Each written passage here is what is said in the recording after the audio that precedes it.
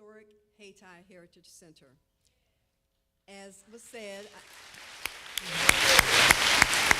yes, I am Angela Lee, the Executive and Artistic Director here, and we are honored to host this gathering to learn more about a very important issue.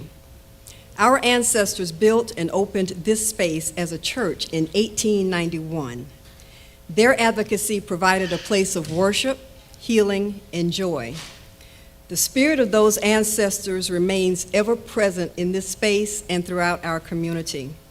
We thank Senator Sanders and all of our speakers for their advocacy, and we thank all of you for being here with us.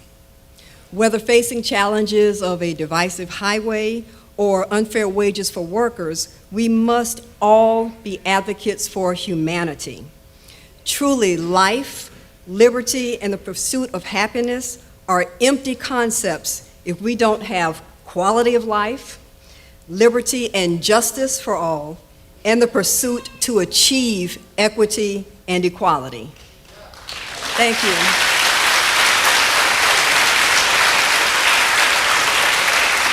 And I really believe that our ancestors would agree. So again, thank you. And thank you for your support of the Hayti Heritage Center, a nonprofit arts and arts education organization that has been a cultural hub in and around Durham for decades. Thank you.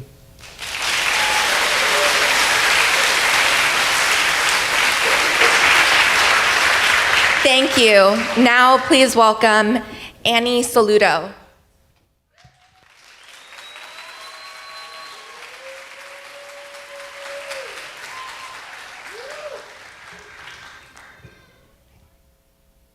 Hi, everyone.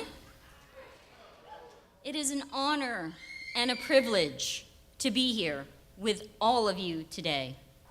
My name is Annie, and I work at the REI store in Durham.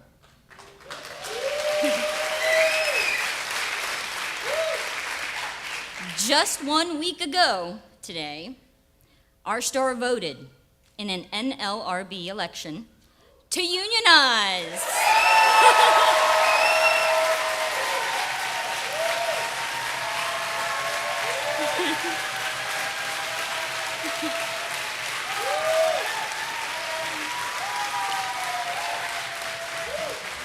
Thank you. Thank you. We are so proud to be the 6th REI store to do so, and the first REI to unionize in the South.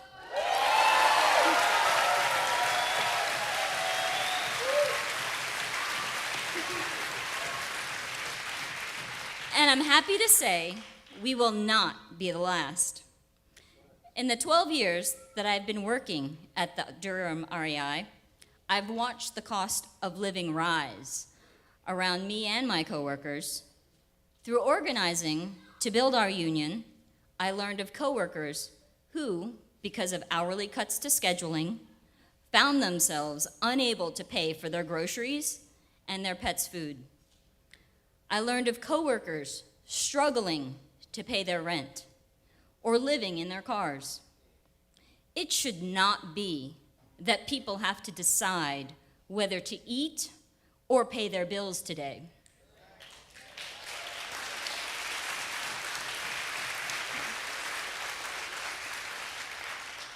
We unionized not only to increase our pay and hours to match the rising cost of living, but to have an active role in shaping our working conditions. We've been a community long before we started to unionize at Durham, and now we are internally organized.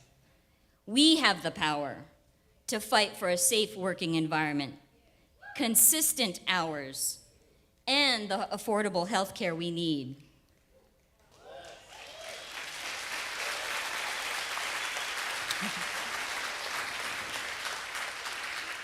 REI has a guiding company value, and that is, we go further together.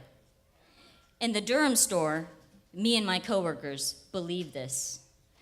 And we believe it not only for ourselves, we want a living wage for all workers.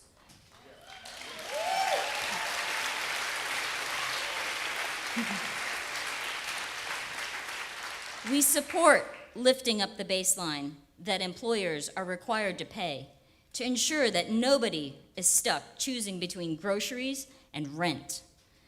We support lifting up the baseline so that those of us with years of experience in our fields can have the opportunity to earn more. We shouldn't work for a company for more than a decade and still live paycheck to paycheck.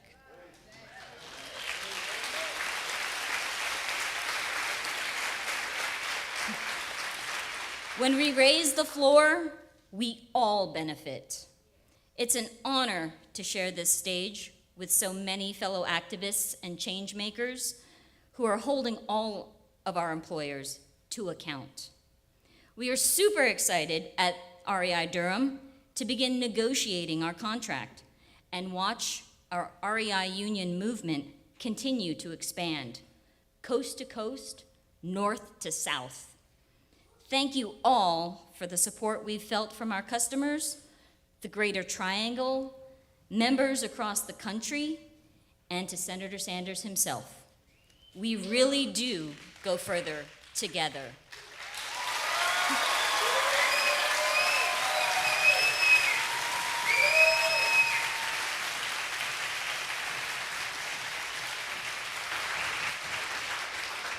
Thank you. Now please welcome Chris Stardy.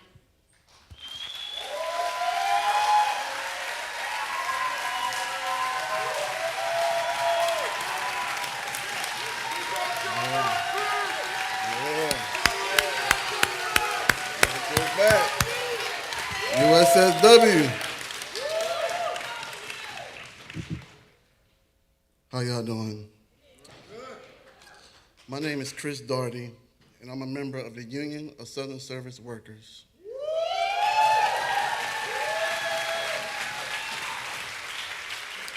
Thank you. I'm proud to say we are organizing with other service workers all across the South. We're not just demanding fair pay, we are demanding safety, respect, and a voice on the job. Yes. I work at Spring Hill Suites by Marriott in Durham, and I make $13 an hour. Let's be honest, $13 an hour is not a livable wage. I'm not able to be independent. I'm not able to pay or afford rent, so I have to live with my mother. The cost of rent is skyrocketing all across Durham. I'm single, I do not have a wife or children, but I'm still struggling off $13 an hour. One thing about my fellow workers who are living off minimum wage and raising their kids, really, it's impossible. So I want to ask, why is Congress allowing these corporations to pay us unlivable wages? Congress has the obligation, yes.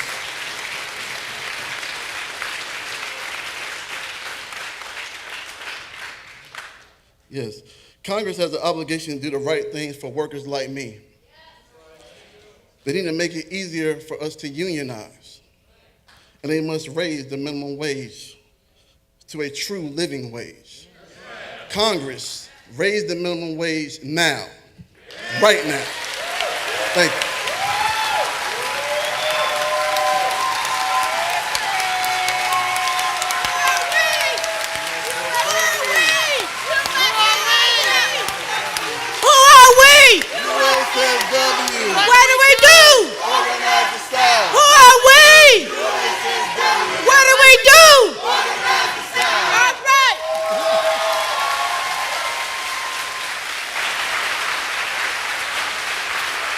Thank you.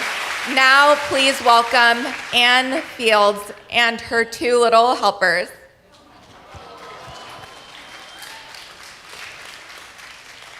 Good evening. My name is Ann. I am the enormously proud mother of two spunky, curious, and energetic girls.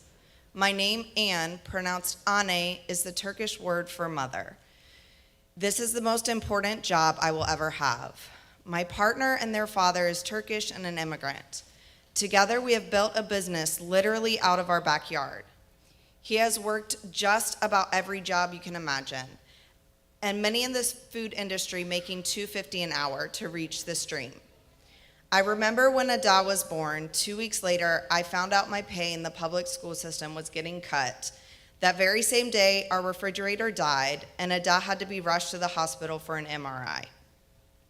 Ozan was back to working evening shifts the week she was born. We were navigating all these systems that were failing us.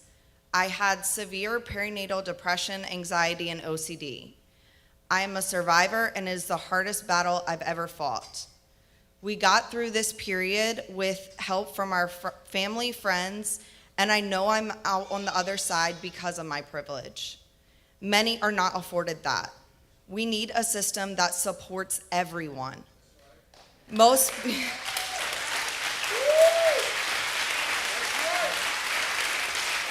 people in the U.S. are one paycheck's worth of an unforeseen expense away from being unhoused. We need a solid foundation for our babies to grow and flourish. If we don't even value those taking care of our infants, then what do we value?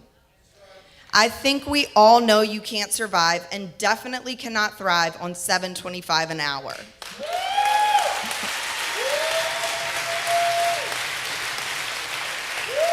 Why am I here tonight speaking about this? I am able to scrape together enough to shell out over half of my paycheck to daycare each month.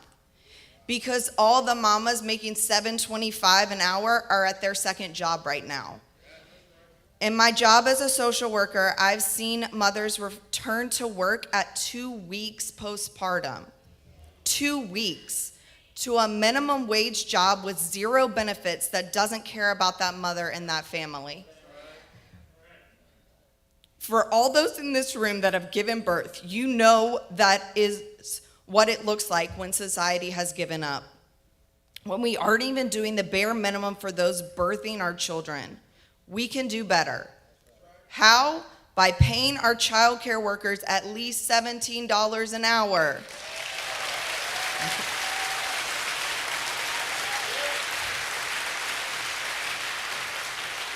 How am I paying so much for childcare and they are paid so little? Does that sound like a rigged system to you? That's because it is a rigged system benefiting those that aren't even in this room tonight. So we have to stand up and stand out. I believe in a living wage for everyone. I believe in universal childcare. I believe it doesn't have to be this hard. I believe we can take care of each other. So to all you mothers, grandmothers, fathers, papas, babas, mommies, and abuelos out there tonight, we can take care of each other. Thank you.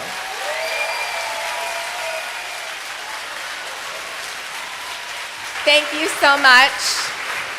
Now, please welcome Venus Sanders.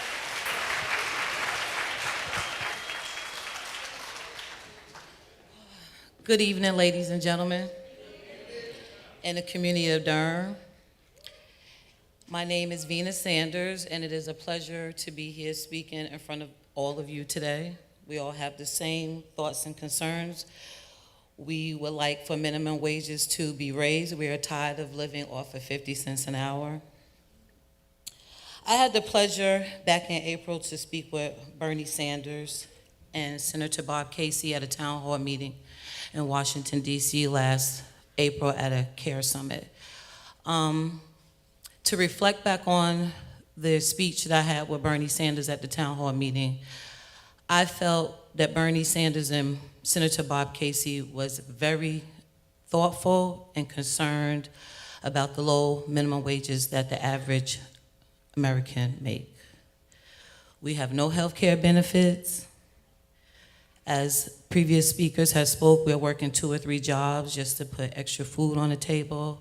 We have to decide if we're going to pay the cable bill this month, the rent, the water, the car payment, put new shoes on our kids' feet because they have gotten too small. I'm sick and tired of, at the age of 55, having to work 2 jobs. I should be able to work a full-time job, have full-time benefits, have a job that is willing to invest in my retirement plans. If I work an extra job at retirement age, it should be because I want to, not because I have to. And that is a difference.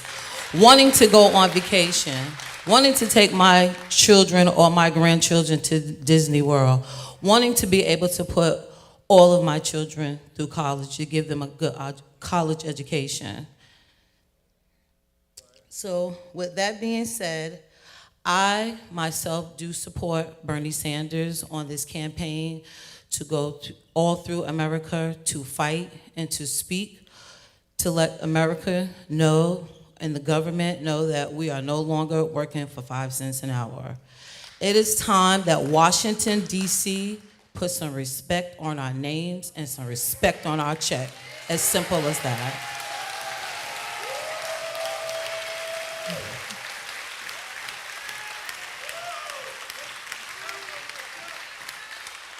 So once again, I would like to thank you all for coming out with the support of Bernie Sanders and to support our fellow neighbors and our communities to make life better, not only here in Durham, North Carolina, but across the United States of America. Thank you.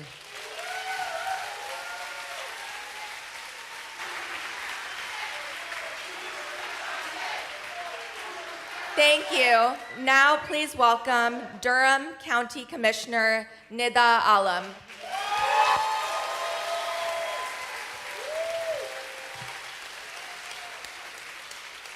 Good evening, Bull City. I said, good evening, Bull City. Are we all fired up, ready to go? My name is Nida Alam. I am a proud CWA union member, a proud mom, and I'm proud as hell to serve Durham every day as your county commissioner.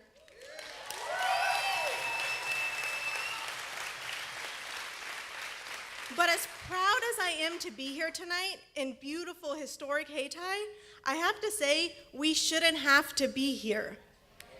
It shouldn't take a rally for employers to treat their workers with dignity. It shouldn't take a national campaign for legislators to make a fair living wage a reality. It shouldn't take hearing it from a microphone for the media to pay attention to service workers and care workers, the backbone of our economy and society. And I see a lot of people in the crowd tonight who agree. So listen up, I want us to do something together really quickly. I want you to raise your hand and raise it high if you've ever worked a really tough job. And I want you to keep your hand up if you showed up every day and worked your ass off, no matter the circumstances. And keep your hand up if even when there were obstacles, you tried your best to treat everyone in your workplace with decency and respect, because you knew at the end of the day, we were in this together. Keep your hand up if you've had to stretch your paychecks to cover rent and groceries and medical bills because the cost of living gets higher and higher every year. And keep your hand up if you're tired of working so damn hard when the state doesn't work for you. That's right. We know the dignity of labor. We know what it's like to show up every day for a job. And we're here tonight because the state is not doing its job. The state is not doing its job when 1 in 5 North Carolinian children are living in poverty. The state is not doing its job when the minimum wage has been stagnant in North Carolina for 14 years. The state is not doing its job when that wage is $7.25 an hour, and what we need to make a living income in Durham County is now $23 an hour.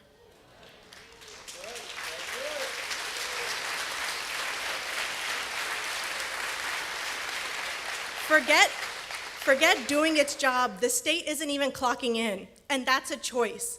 Inequality is a policy choice. It's a choice to disinvest from communities of color and let gentrification drive out generations of families and businesses. It's a choice to defund public education and keep our children from learning their own history. It's a choice to let single parents work 2, 3, 4 jobs just to put food on the table. And we are here to demand better.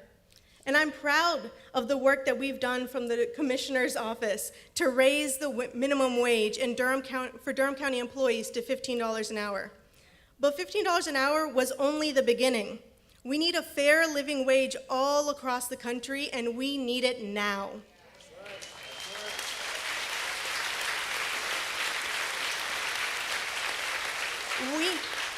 We need a state that actually acknowledges the dignity of labor, that does its job so that we can do ours.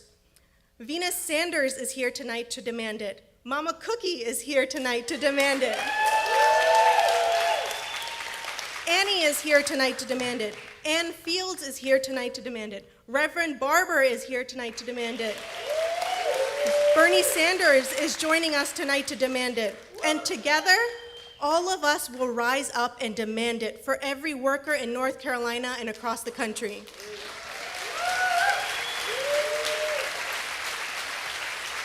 Because when labor rights are under attack, what do we do? Stand up, fight back. When working families are under attack, what do we do? Stand up, fight back. When Durham County is under attack, what do we do? Stand up, fight back. Let's stand up and fight back tonight, Durham. Thank you.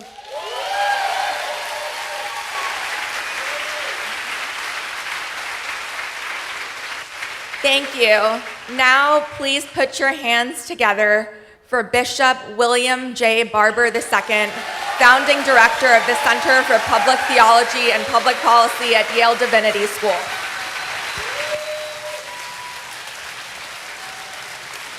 Forward together. Forward together. You are what the greedy aristocracy, particularly in the South, are afraid of. I want you to look at this room. Dr. King said, standing on the steps of the Alabama State House at the end of the Selma to Montgomery March, that voting rights was not just a black issue, but it was an economic issue. And he said the greatest fear of the Southern aristocracy and others was for the masses of poor black people and poor white people and others to come together and form a powerful new voting bloc that could fundamentally shift the economic architecture of the nation. You are the continuation of that reality coming true in the South. When Bernie Sanders called, Senator Sanders called, and we had a long conversation in his office, he asked me would I join him on a tour across the country. He asked me, as now the director of the Yale Center for Public Policy and Public Theology, if I would join him in helping to make the moral case, because he understands as a senator, if we're going to win this, we got to have more than just politicians. We got to have some preachers and rabbis and imams, because we have a moral crisis. So I stopped by this evening to say one thing as clearly as I know how. Living wages aren't a far left idea, they are a fundamental moral issue.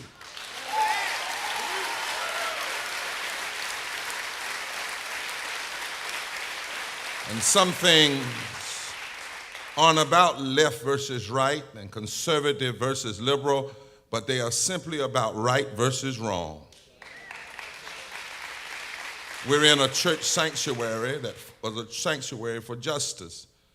When the children of Israel were forced to make bricks with no straw for less than a living wage, God told Moses to tell Pharaoh, the political extremist of his day, 4 words: let my people go. And today we say to the politicians and to the corporate leaders that still hold people hostage for less than a living wage, let my people go. I've been a preacher for almost 40 years, and I can tell you that any religious or moral leader who asks you to pay your tithes to a congregation but won't challenge corporations that are stealing your wages is morally suspect.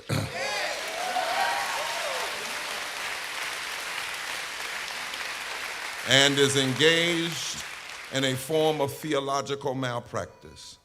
Isaiah chapter 10 says, woe unto those who legislate evil and rob the poor of their rights and make women and children their prey. Jeremiah 22 in the Hebrew scriptures says, doom to those who build their palaces by unrighteousness, who build their upper rooms by injustice, making their own people work for nothing and paying them nothing for their labor. Jesus said the first good news of the gospel must be to preach good news to the poor, those who've been made poor by economic exploitation. And James, his brother, said that the laborer is worthy of his or her hire. Getting paid what you deserve is a moral issue. It's what the Constitution says we all aspire to when it says, we the people, in order to form a more perfect union, establish justice, not establish injustice, but establish justice. And you can't establish justice when you have unequal and low-paid workers. Justice means giving people what they deserve.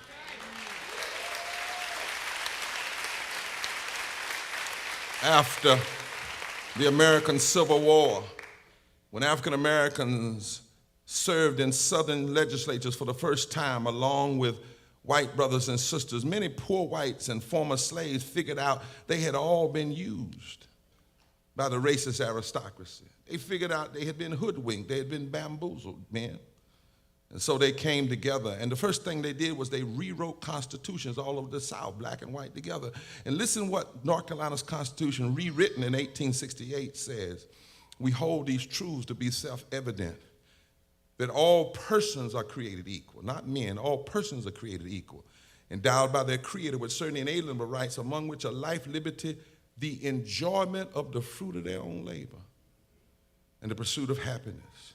As far back as 1868, Keith, former black folk and white folk who came together and figured out that racism was an enemy to them all, they knew that labor rights and living wages and the enjoyment of the fruit of your own labor was the only way to overcome the vestiges of slavery. They understood it then. We must understand it now. Labor rights became a fundamental constitutional right, not in the turn of the century of the 1900s, but in 1868 in the South. That's why the Reconstruction of the South was fought so hard. That's why they killed so many people to pull and tear black and white people from working together in 1877 and 1888 and on and so forth. This has been a pattern in our nation's history. Divide and conquer. We never were what we should have been in this country, but every step forward, every stride toward a more perfect union has been the result of people coming together, pushed together by a movement towards higher ground with justice for all. And living wages and labor rights has always been at the center of any movement that has pushed this nation forward. When Frances Perkins, a white social gospelist, took over as the first woman labor secretary under Franklin Delano Roosevelt, she told him, I'm coming here to put my faith in policy. And one of the parts of her faith that she wanted to put in policy was to demand a minimum wage even then, and health care and Social Security. She was so pushy being on the inside that she made President Franklin Delano Roosevelt do a fireside chat, and he said these words in the 1930s: no business which depends on its existence on paying less than a living wage to its workers has any right to even continue in this country. That's moral language. Somebody say moral language. We know what's right. That's moral language. It's wrong for the richest nation in history of the world to pay to pay so many millions of its workers less than a living wage. It's wrong that the majority of those in raw numbers are white. But it's also wrong that half Almost half of African American workers make less than a living wage, and 60% of Latino workers make less than a living wage. It's just wrong. And it's wrong when women who already have to deal with the gender issue then have to turn around and deal with the low wage issue as well. It's wrong. It's wrong that down here in the South, where some politicians still pit white workers against workers of color, that 50% of all workers make less than a living wage. It's wrong that after we won living wage campaigns across the South, state legislatures then intervened and override municipalities to keep wages down. It's wrong that some economists are saying that the way you deal with inflation is you keep wages low. It's wrong when even county and city governments pass a $15 living wage, but then inside the language they say it won't happen for 10 years. It's wrong that greedy corporate criminals on Wall Street have gotten bailouts, while many of you who've insisted on the just fruit of your labor have been locked up when you got in the streets. It's just wrong. It's wrong that we call workers essential during the pandemic, but then we continue to treat them like they were expendable. You're essential, but we ain't gonna pay you a living wage. You're essential, but we're not gonna give you paid family leave. You're essential, but we're not going to give you health care. That is wrong and a damn shame in a nation like ours. The very people who saved our lives. It's wrong that the law still allows tipped workers in restaurants to be paid $2.16 an hour, which is nothing but an extension of slave labor into a service industry that was established after the Civil War. It's wrong. And we need moral clarity. Somebody say moral clarity. That can cut through the neoliberals and the trickle-down deceptions. We need moral clarity about this business where what we really need is full employment. And well, slavery was full employment. Full employment without living wages is just another modern form of pseudo-slavery. When somebody says, well, just be happy that we have low unemployment. Low unemployment and low wages is not a moral good. It is a moral failure. And look at where we are tonight in this debt ceiling issue. The moral priorities of extremists are so off that they say the fate of the world and the U.S. economy can only get resolved by kicking needy people off food stamps. What a disgrace. And how clear an emblem of the warped problem. That's why we have to have a moral movement. Not just a political movement, it is political and moral. 40% of the people in North Carolina are poor. 44% of North Carolinians today are poor and or low wealth. That's over 4.6 million residents. 53% of children, 1.2 million. 46% of women, 2.3 million. 58% of black people, 1.2 million. 67% of Latinos, 639,000. 36% of white people, 2.2 million before COVID. Before COVID. From 1979 to 2012, income from the top 1% in North Carolina grew by 129%, while income from the bottom 99 only grew by 1%, 11%. Living wages are about basic dignity. Dignity. But it's not just about dignity, it's about living. The inequality is insulting, but it's more than insulting, it's deadly. A recent study found out that poverty is the fourth leading cause of death in America before COVID. Poor people died at a rate 3 to 5 times higher than others during COVID, not because of COVID, but because of poverty. 330,000 people died during COVID, not because of COVID, but because of the lack of health care. Poverty, the death caused by poverty is higher than homicide, higher than respiratory disease, higher than diabetes, and higher than gun violence. This is why we must raise this as a moral issue. This is why religious leaders must raise it. This is why religious leaders may have to do like Emmett Till's mama did when her son was beaten to death. They may have to ask their members, if they have a member who loses a loved one because of policies that have kept them poor and without health care, they may need to say to the family, let's invite the media in, and during my eulogy, I'm going to point to your child and say, that's what policy murder looks like.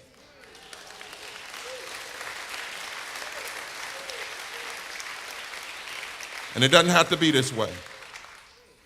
We've raised wages in some cities and seen it doesn't take away jobs. That's a lie. The Nobel Peace Prize in economics a couple of years ago went to 3 economists who demonstrated with empirical data that raising the minimum wage doesn't cost jobs, nor does it raise prices per se. In fact, what it really does is it puts more cash in the hands of working people. It stimulates the economy. It enables people to make it through inflation, and it pumps billions of dollars into the economy. One of the worst votes we saw in history was when 49 Republicans and 2 Democrats chose to block the living wage vote. 51 people said no to 51 million Americans. In the richest nation in the history of the world, the only thing keeping us from paying people a living wage is a lack of moral conscience and the collective determination to make it happen. So, my brothers and sisters, when Senator Bernie Sanders said, come join me, the answer was an easy yes. My sisters and brothers that are here, you're not wrong to be here today. The folk in Nashville won't be wrong. The folk in South Carolina won't be wrong. And all over this country, we won't be wrong, because when I look out at this crowd today, I know that many of you know what it's like to be rejected. You've been rejected because of the color of your skin. You know what that's like. You know what it's like to be rejected because of the work you do. You know what it's like to be rejected because of where you're from. You know what it's like to be rejected because of your disability. You know what it's like to be rejected because of who you love. And you know what it's like to be rejected because of your income. But let me tell you a word of power. In my faith tradition, we have a psalm that says there comes a day when the stone that the builders rejected become the chief cornerstones in building a brand new nation. And that scripture ends by saying, and this is the Lord's doing. Well, when the stones that have been rejected come together, something powerful happens. And I want you to turn to your neighbor and say, you are the cornerstone and the backbone of this nation. It's time for us to build it again. Oh yes, oh yes. You are essential workers. You are the ones who risked your lives during COVID to save the rest of us. And whether you're a restaurant tip worker making $2.16 an hour or a low-wage worker making less than a living wage, it is time for us to call on this nation to raise the minimum wage to at least $17, and not 17 years from now, but right now and right here.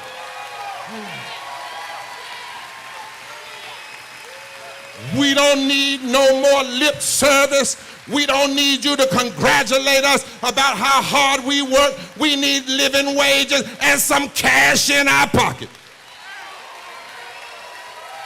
2 days at the March on Washington, they called for a minimum wage of $2. If the minimum wage had been indexed for inflation since then, it would be almost 17. Some critics say that if you make $7.50 an hour, you're above the poverty line and you're in the lower middle class. Well, that's a lie. That's only $15,600 a year before taxes. There's not a county in this country where if you work a full-time job at $7.25 an hour, you can afford a basic 2-bedroom apartment and to feed your family. And politicians in D.C. have raised their own wages.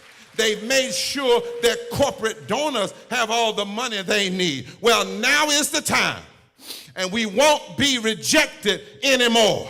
We won't be denied anymore. We won't be pushed back anymore. This is not about Democrat or Republican, conservative or liberal. It's just about doing the right thing. This is not even about black versus white or brown or Asian or native, because when you make a poverty wage and you can't pay your light bill, we all black in the dark, baby. At least 17 now. Until families don't have to choose between buying medicine and buying food now.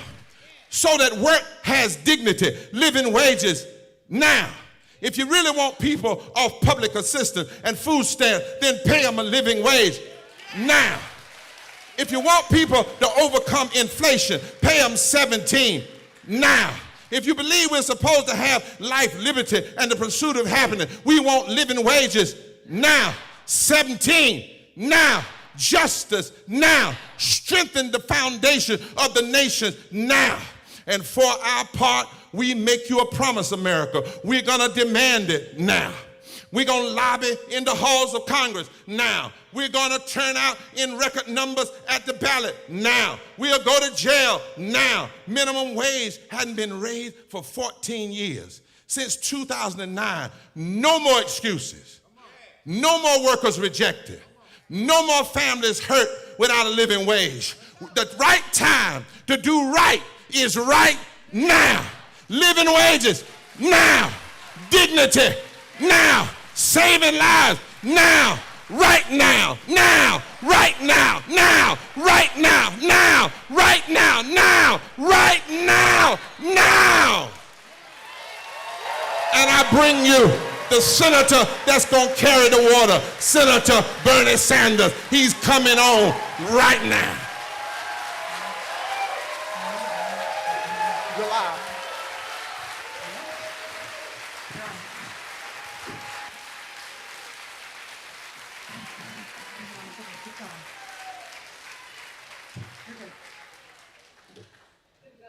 Hello, Durham.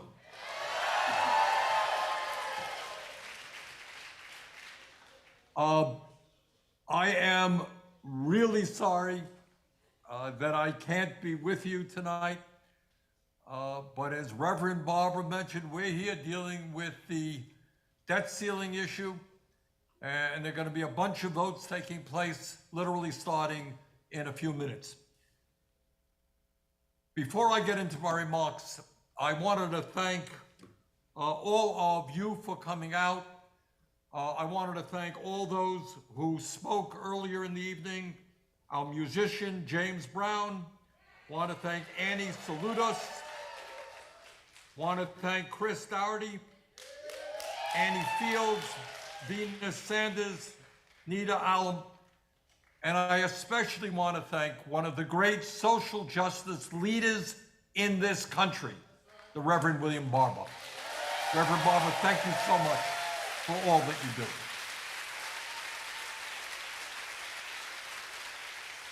Here is the simple truth. And the Reverend just stated it. In my view, there is no such thing as a blue state or a red state. I don't believe that for a second. When working people, if they're black and white and Latino and Native American, gay and straight, when we stand together, there is one state, and that is the state of justice. And that is what we have got to do. In the year 2023, in the richest country in the history of the world, no one in America should be forced to work for starvation wages. And let's be clear, $7.25 an hour in North Carolina and in other states is nothing less than a starvation wage and that has got to change. It is time to raise the minimum wage to a living wage, and I'm here to tell you that as chairman of the Senate Health, Education, Labor, and Pensions Committee, the committee that has jurisdiction over this issue, with your help, we are going to raise that minimum wage to a living wage. And as the Reverend made so clear, and I so much enjoy hearing him speak, we can no longer tolerate a rigged and corrupt economy where the very richest people in this country get richer while tens and tens of millions of workers are falling further and further behind.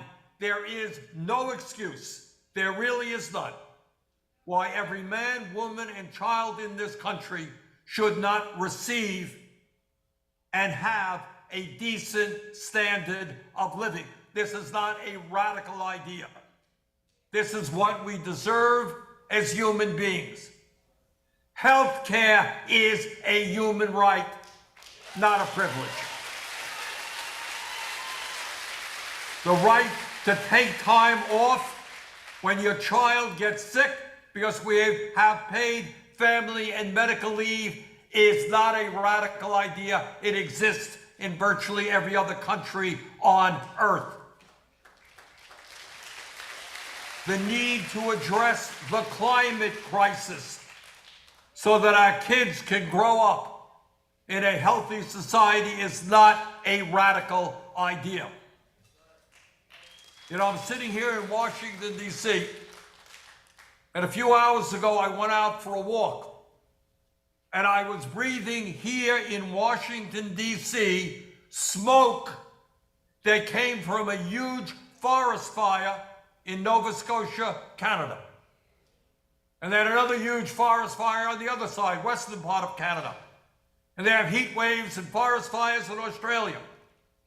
The time is long overdue that Congress had the guts to take on the fossil fuel industry, transform our energy system, and save our planet. That is not a radical idea.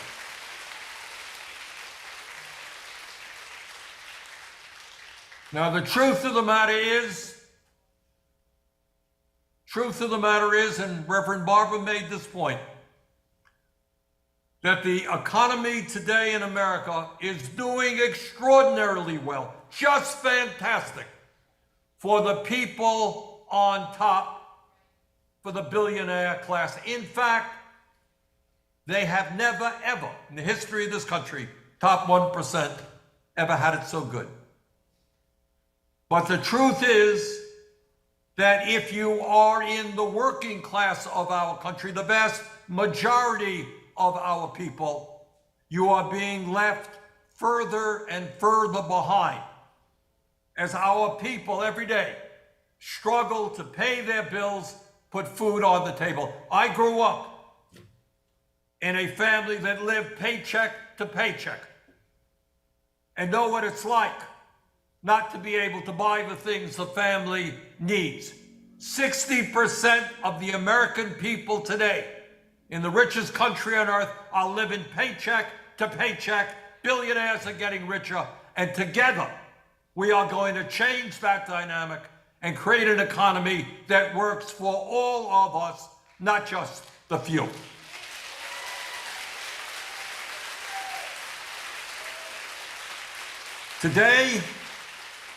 Today, while more and more working class Americans are unable to afford the health care and the prescription drugs they need, 3 people, if you can believe it, you don't see it much in the media, it's true, 1, 2, 3 multi-billionaires own more wealth than the bottom half of American society, 165 million people. 3 people here, 165 million over here. Today, we have more income and wealth inequality than we have ever had in the history of this country. While nearly 18 million American families are paying more than 50% of their limited incomes on housing. And housing costs, I don't know about North Carolina, but I'll tell you that in Vermont, many other places, housing costs are soaring. Nearly 600,000 people are homeless. Despite all of that, the top 1% now owns more wealth than the bottom 90% of the people in our country. Today, while millions of ordinary workers are working longer hours for lower wages, the CEOs of the largest corporations in our country now make almost 400 times as much as the average worker. 400 times more. Do they need 400 times more health care? Do they need 400 times more food? But they got 400 times more income than the average person who works for them. And what's going on in this country today is that since 1975, and again, you don't hear this talked about in the halls of Congress, you don't hear this talked about in the corporate media, but since 1975, there has been a massive redistribution of wealth in this country. Massive redistribution. The problem is that it has gone in precisely the wrong direction. Over the past 48 years, more than $50 trillion in wealth, $50 trillion has been redistributed from the bottom 90% to the top 1%. Primarily because a growing percentage of corporate profits have been flowing into the stock portfolios of the wealthy and the billionaires. $50 trillion going from the bottom to the top. What does all of that mean? It means that every day, working people are living under incredible stress, scared to death that if their car breaks down, they will not be able to get to their jobs and they're going to get fired. Scared to death that their kids get sick, or if their landlord raises their rent, or if they get divorced or separated, or if they become pregnant. If for whatever reason they lose their job, they will find themselves in the midst of a financial catastrophe. That's what stress is about. We don't talk about it much. But living paycheck to paycheck leaves you with no sense of security, no cushion to fall back on, and no quality time to spend with your family in a relaxed environment.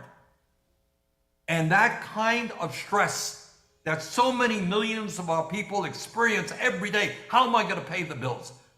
Where am I going to find childcare? My kid got sick. I can't afford health care. My landlord's going to throw me out of the house. That kind of stress is one of the reasons why, incredibly, the life expectancy of working people in America is much lower than those who are upper income.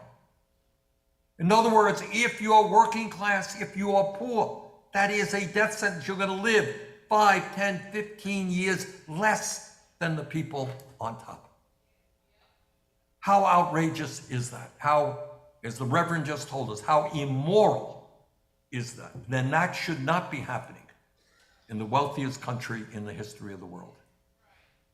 In America today, the average worker, and this is another incredible fact, we don't talk about it very much, but the average American worker makes about $50 a week less than he or she did 50 years ago after adjusting for inflation. Now think about that for a moment. Think about all of the incredible advances in technology that have been made over the past 50 years, computers, robotics, artificial intelligence, you name it. And the huge increase in worker productivity that has been achieved during that time. Workers now produce more. And yet, when all is said and done, real weekly wages for the average American worker are lower today than they were in 1973. Now, how's that possible? And the answer is that virtually all of the economic gains created by modern technology have financially benefited the people on top not working people. Bottom line is that we have got to do better than that. And we can start, and it's just the start, and we got a lot of other things we have to do. But we can start that process of restoring dignity to ordinary people, of lowering the stress level, of allowing people to breathe a little bit, spend a few hours with their kids, with their spouses. We can do all of that by raising the minimum wage to a living wage at least $17 an hour.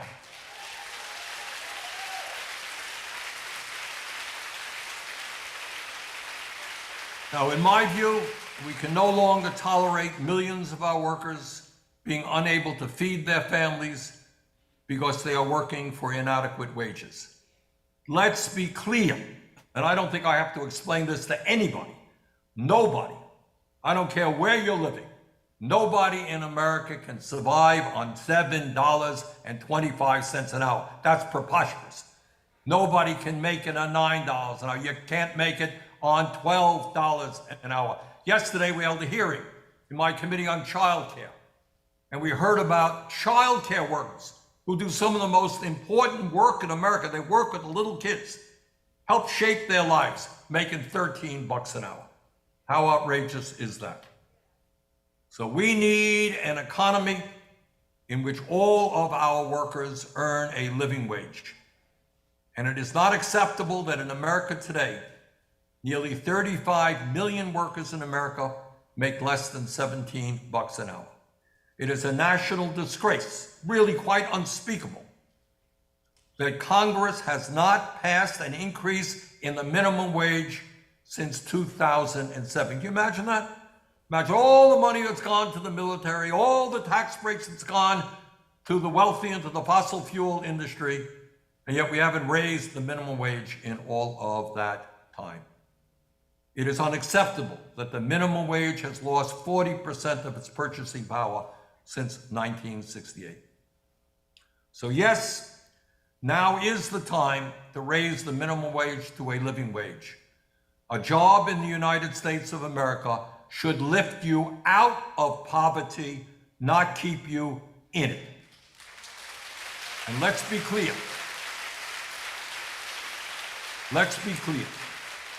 The overwhelming majority of Americans support raising the minimum wage to a living wage. They understand that this is not a radical idea, that it is a moral right, that it's something we have got to do. And this is what the American people want, and it tells us that in poll after poll. But it is not just the polls that tell us the American people want to raise the minimum wage. As a result of years of congressional inaction, cities and states all across this country are taking the low-wage crisis into their own hands and raising the minimum wage. That's what they're doing in states all across this country and in cities as well. In November of last year, just November of last year, a few months ago, nearly 60% of the people in Nebraska, this is not considered one of the most progressive states in this country. In Nebraska, 60% of the people voted to raise the minimum wage to $15 an hour. In November of 2020, 61% of the people in Florida, and I don't have to tell you about Florida, you know enough about Florida. 61% of the people in Florida voted to raise the minimum wage to $15 an hour. Today, 13 states in America have approved a $15 an hour minimum wage. And you know what? As a result of inflation, $15 an hour back in 2021 would be over $17 an hour today. So let us be clear. Raising the minimum wage to $17 an hour is what the American people want, is what the American people need, and it most certainly is not a radical idea. According to MIT, Massachusetts Institute of Technology, a living wage for 2 working adults and 1 child family of three, in North Carolina is $19.81. $19.81 is what a living wage would be. This is what an individual in a household must earn to support his or her family. So the time is long overdue for Congress to act. Let us pass a minimum wage bill that is a living wage.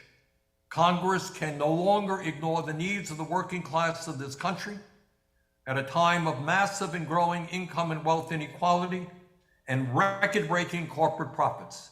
We must stand up for working families, many of whom are struggling every day to provide a minimal standard of living for their families. And while we deal with the minimum wage, we must also address the scandal of the tip wage. And Reverend Barbara mentioned that. It's an important point to make. The tip wage, which has been stuck at an abysmally low, embarrassingly low, $2.13 an hour for more than 30 years, thanks in large part to the powerful restaurant lobby, which has spent millions in campaign contributions and lobbying expenses since 1991 to keep those workers in poverty. Raising the minimum wage to $17 an hour would provide an increase in pay for tens of millions of desperate Americans. Disproportionately, I might say, women, who often do the low-wage work in this country, and people of color. It would also be a huge boost to single moms. Let us not forget that these are the essential workers who kept the economy going during the worst of the COVID pandemic. I'm just repeating a point that the Reverend Barbara made a moment ago.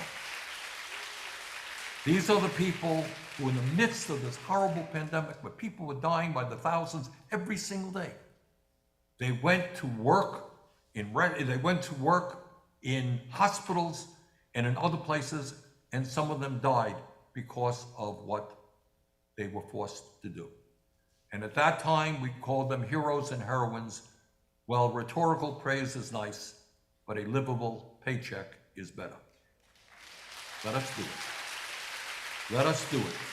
Let us have the courage to take on powerful special interests who make billions out of the sweat of people who are unable to feed their kids. So we have today an economic crisis and a moral crisis, and with your help, we are going to pass a minimum wage that will improve the lives of millions and millions of Americans. So let me just thank all of you for coming out tonight. I am so sorry that I'm not able to be with you. I look forward to it very, very much. But now I'm going to go back to the Congress, and I want to tell you that I'm not going to vote for that so-called debt ceiling bill, and I'll tell you why. I'm not going to vote for a bill which will cut programs for nutrition, for housing, for health care, for education, and not ask the richest people in this country to pay their fair share of taxes.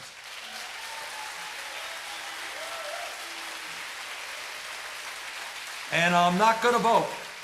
I'm not going to vote for a debt ceiling which does nothing to help our kids or our elderly, but increases military spending by $56 billion over a 2-year period.